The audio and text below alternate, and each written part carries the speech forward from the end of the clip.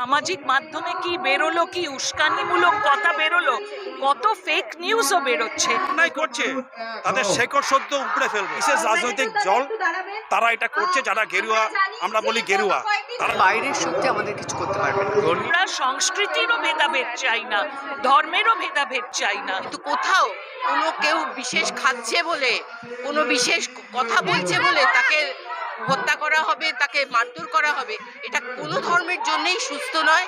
সাম্প্রদায়িকতা তো জোর করে চাষ করা হচ্ছে, মানে মানুষের মনে বিভেদ ঢুকিয়ে দিয়েছে, খাবার নিয়ে, পোশাক নিয়ে, আচরণ নিয়ে।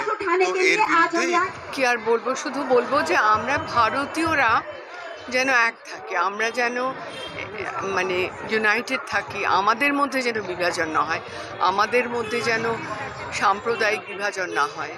এইটুকুনি আমি বলতে পারি আমার আবেদন, যে সেখানে আমরা যদি দৃঢ় থাকি, এক থাকি, ইউনাইটেড থাকি, একত্রিত থাকি, তাহলে বাইরের শক্তি আমাদের কিছু করতে পারবে না।